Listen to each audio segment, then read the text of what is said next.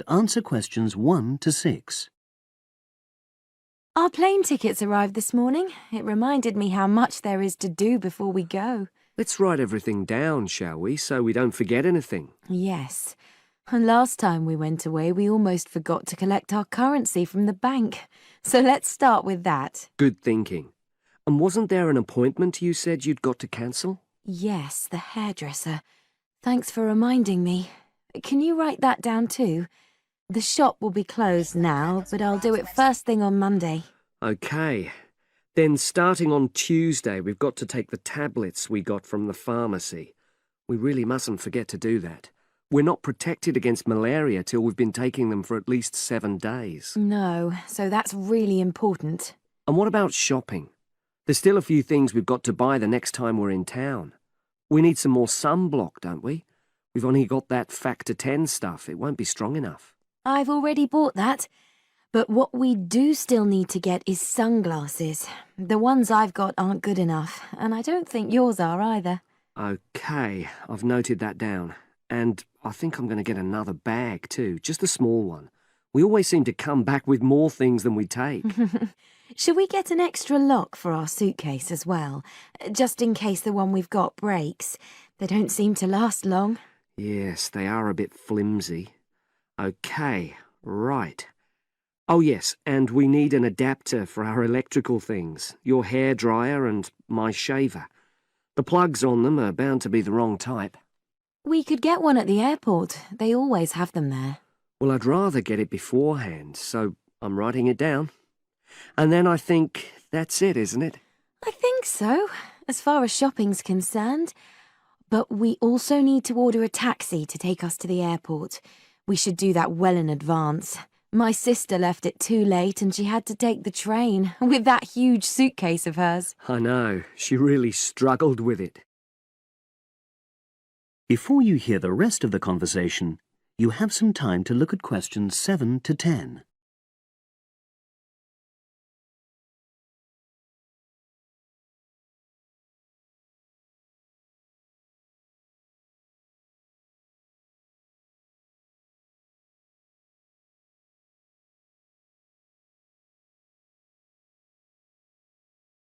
Now listen and answer questions 7 to 10. Now, let's see. Your mother said she'd come in regularly while we're away, so what do we want her to do? I'll write some instructions and we can give them to her tomorrow. Good idea. Well, the cat's the main thing. OK. Feed the cat. We ought to leave her the vet's details as well, just in case there's a problem. Yes. Have you got them handy? Hang on, I'm just looking. Yes, his name's Colin Jeffrey. Is that spelt with a G? Actually, it's Jeffrey. Quite an unusual spelling, isn't it? And his number? 077 594 128. It's a mobile. OK. And you should write down where it is. It's 4 Street, not sure what number, but it's next to the bus stop, isn't it? That's not a very good landmark, but it's on the other side of the road to the church, so I'll tell her that.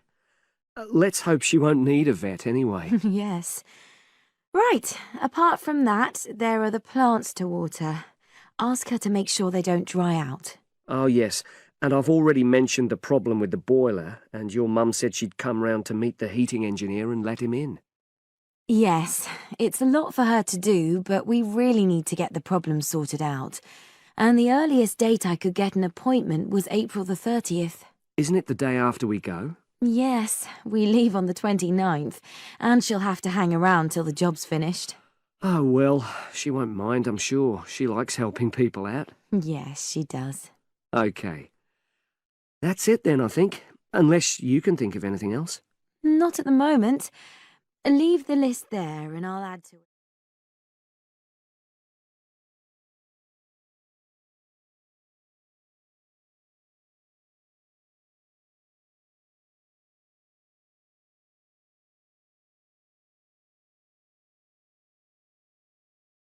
That is the end of part 1. You now have 1 minute to check your answers to part 1.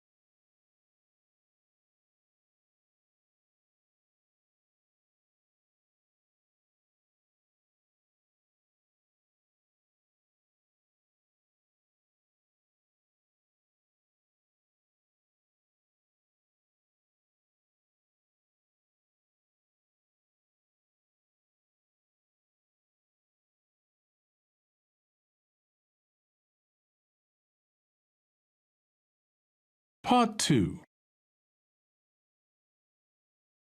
You will hear a talk on local radio about a short film festival in the town of Adborne. Now you have some time to look at questions 11 to 16.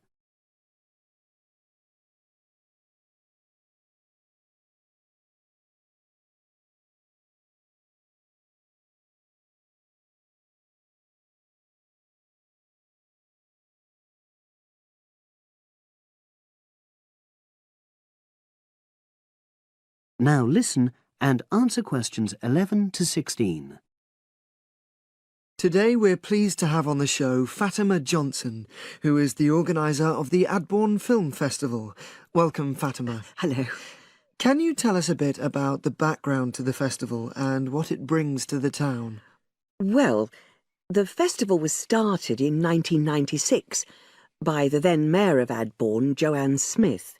She wasn't a filmmaker herself.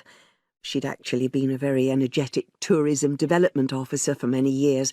But Adborne had run a classical music festival, which had been becoming less and less popular in recent years. Joanne was looking around for something to replace it, and to use funds allocated to it to promote something which local people can enjoy. Great. So tell us about the festival nowadays. Well, it's held in the last 2 weeks of August every year, and short films from all over the world are shown in 3 places, in the theatre and our 2 cinemas. Several films are shown in one performance, and the whole thing lasts about 90 minutes. Tickets are very reasonably priced. Under 12s used to get in for 50p, but now we charge just £1, which is still very good value. £1.50 for students and £2.50 for everyone else. Performances are advertised all round town and also on our website, www.adbornefest.com. If you're interested in attending any performance, you can buy tickets online, of course. And you can also get them in the library, which is right next to the main shopping area. I'm afraid this year tickets are no longer available from either of the 2 cinemas because of restricted opening times. I understand you also run a film competition? Yes, for under 18s. We have a different theme every year. Last year, for example, the theme was Future Planet, and the winner was a 10-minute documentary encouraging youngsters to be more aware of environmental issues, focusing on getting school kids to cycle to school instead of going by car. This year, the theme is Sporting Nation, so there'll also be lots of ideas to choose from. Now, we're always on the lookout for new local talent, so if you live in the Adborne area and are under 18, you should have a go. We have an excellent prize every year donated by local businesses, shops, hotels, etc. This year, you can win a high-spec movie camera worth over £800. Application forms are on the website, and the deadline for sending in your film to enter the competition is the last day of July. It's May now, so you'll have the whole of June to be working on it. Now you have some time to look at questions 17 to 20.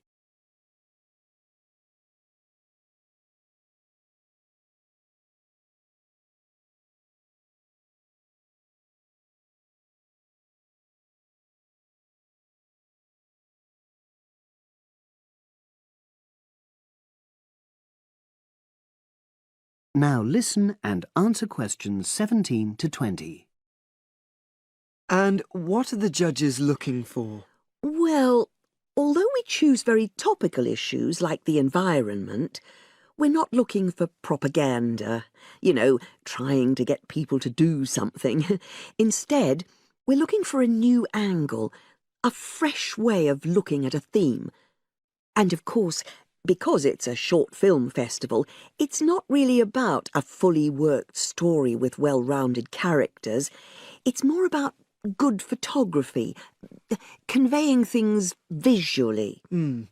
And who judges the films?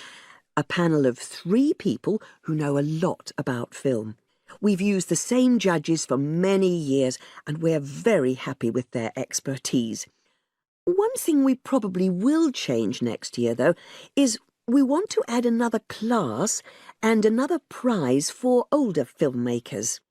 We'll keep it at a maximum of 10 minutes, though. The length works well for our festival. We also want to use different venues for the film shows, such as community centres and at least one school. It might make performances more accessible to a wider audience. We did explore the possibility of having late-night showings, but that's unlikely to happen in the coming year. So, as I say, if anyone's interested in submitting a film for our competition, go onto our website and you'll be able to access everything.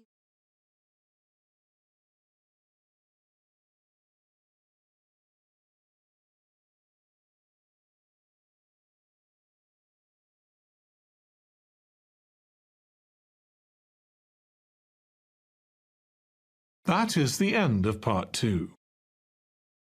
You now have 30 seconds to check your answers to part 2.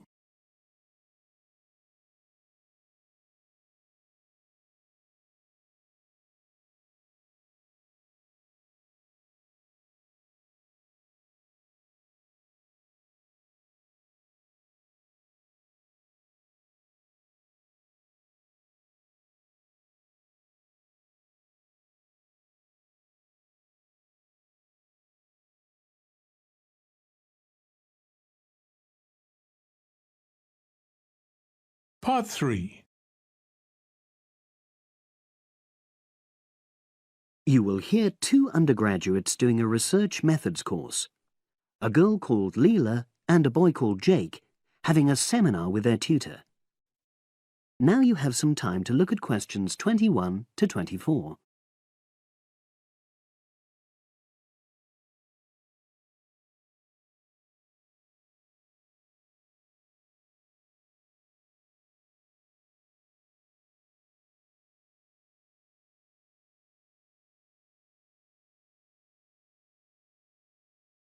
Now listen and answer questions 21 to 24.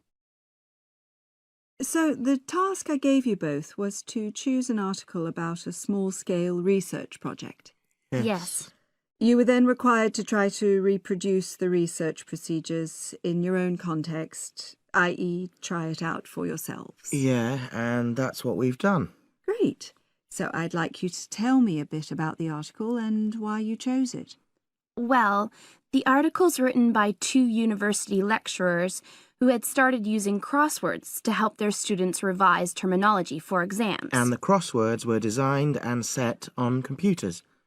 And we selected the article because, well, it seemed an accessible topic, even though we weren't familiar with the technique. You know, using IT to design crosswords for higher education. That's a good reason. So these lecturers wanted to see how well this innovation was received by their students. Yes. So how did you go about reproducing the research? Well, we drew up a list of terms from one of our own modules and designed a crossword for revising these terms. Then we asked our classmates to try out the crossword and give us feedback, their opinions on how they felt about using the technique. Was it easy to find participants? It wasn't easy at first, but then we convinced them that by taking part in the research, they were actually benefiting themselves by preparing for an exam which is coming up later this term. And it worked. Good. So how did you find out what the students thought about doing the crosswords? A questionnaire. The original article used a 2-page long questionnaire. There were lots of excellent questions on it, but the whole section on difficulties using IT is now obsolete. Old-fashioned, even though it had only been written a couple of years ago. So you designed a shorter version? Yeah. Then we sent it to the 40 students by email and got 28 replies. I was taken aback by the fact that everybody we talked to thought this was a good return. I mean, the responses were well written. You know, people had taken a lot of care, but I was really disappointed with the low numbers. Yes, an important lesson to learn for an apprentice researcher. Yeah. Now you have some time to look at questions 25 to 30.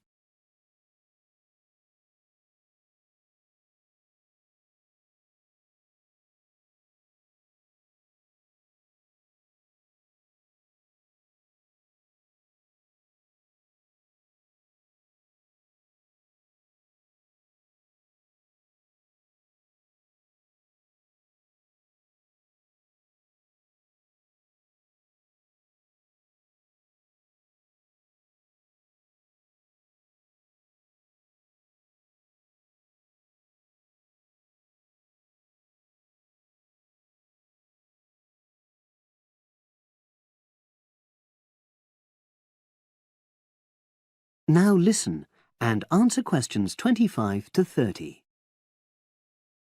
So what results did you get? Well, basically, the responses were extremely positive. The students said that doing the crossword on a computer helped them really focus on the work in hand and not be distracted, which is something that commonly happens with other ways of doing revision. Yeah, that was really clear. But something that struck me was that having fun hardly featured in their responses, nor did anything to do with spelling of hard words, which I thought would be an obvious benefit. No? Okay. Respondents also said that doing the crossword hadn't really increased their general motivation to study, but that it had highlighted the gaps in their memory so they knew what further work was necessary. Right. So how did your findings tally with those of the original researchers? There were lots of similarities, but... There were probably two main differences. We found that more males than females liked the technique, whereas the original study found the reverse. Also, our respondents said they wouldn't mind doing a crossword as a final official exam, whereas in the original study, students said they would hate doing it even if it meant having a shorter test. But of course, both sets of respondents said they'd be interested in doing more crosswords for informal purposes, revision, and so forth. Right. So let's have a think about the whole project and what you've learned from doing it. Well, it was very time-consuming. Yeah, and I don't think we managed that aspect very well. It could have been worse. I mean, we didn't have a lot of data, so we didn't have to spend ages processing it. And of course, we'd already done a course on numerical data processing, so there wasn't much new there. Yeah, that's true. Anyway, I think we designed our questions well so that they gave us manageable data. Yeah, it really helped having the original study to guide us, as it were. And that helped us to see what a good research instrument is. What a good questionnaire should be like. Absolutely. We got a lot from that. But when we were writing up the project, I'm not sure whether we'll know how to acknowledge the work of the original study. You know, our referencing. No, that's something we'll both have to work on in the future. Actually, that part's been great. Finding ways to share and support another person. That's the real plus from the project, learning ways to do that. Well, it's obviously been very successful.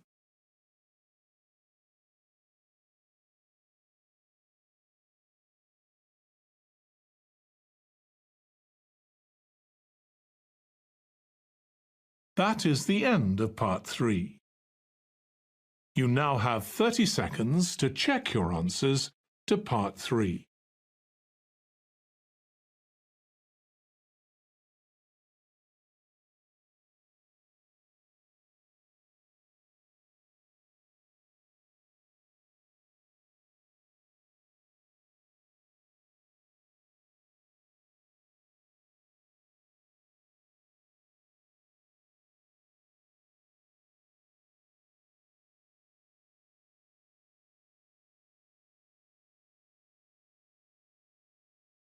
Part 4.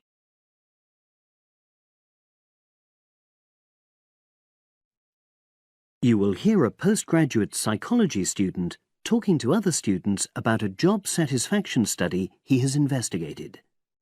Before you listen, you have some time to look at questions 31 to 40.